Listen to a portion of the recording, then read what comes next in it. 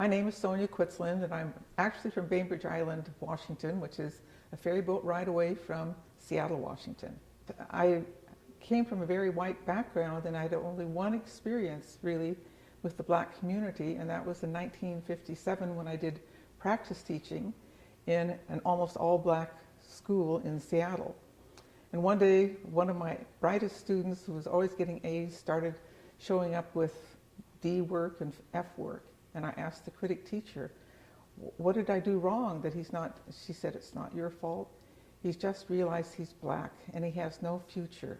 Given this experience with the student I had 6 or 7 years earlier, I felt we certainly owed a commitment to show our commitment to the rights of this other segment of our population to have the same freedom that we all enjoyed. I came to Washington, D.C. in the summer of 1963 to do graduate studies at Catholic University. And having no place to stay, a friend of mine recommended that I go to the 14th and V Street Center that had rooms for single women. And it's there that I ran into a very interesting mix of black and white folks. A number of them were involved with the Young Christian Workers, the YCW group. And in the course of that summer, there was a lot of talk about the upcoming march. And so I decided, well, why not go and participate in this march?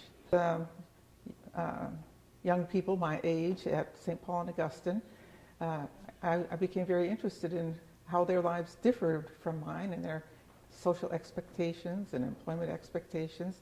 And that led me to want to participate in the march to see what was happening.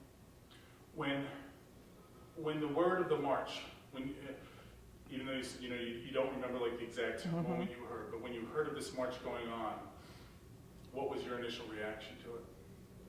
Well, I thought it was great because I'd already become involved in demonstrating for open housing, which was one of the activities that was emanating out of the center.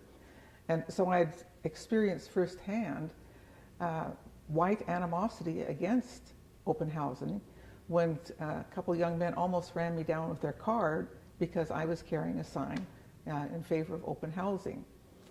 So it seemed a no-brainer to go take the next step and participate in this march. It's just when push comes to shove in economic downturns and all that, racial discrimination seems to come to the surface. And we look at our prisons and how disproportionate the population is when you compare blacks to whites. And there's so much still that can be done to improve the whole issue of racial justice in our society. Just living at the center and sharing life and socializing with people of different ethnic backgrounds, that was a real eye-opener to me from my more sheltered existence in the Northwest. And I just wanted to share what I had with anyone who wanted to share with me. So I'm sure if I hadn't participated in the March on Washington, if I had come to D.C. and settled in a white neighborhood and gone to the university, got my degree and started teaching at GW, I would have felt quite comfortable with myself. I was achieving my goal. I wanted to get a PhD and teach religion on the university level, and I wouldn't feel that I had missed out on anything.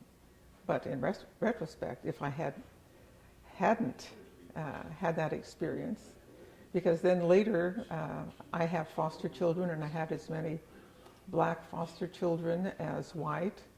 I became involved working with Eritrean and Ethiopian refugees, and they're like family to me now, and they treat me like family.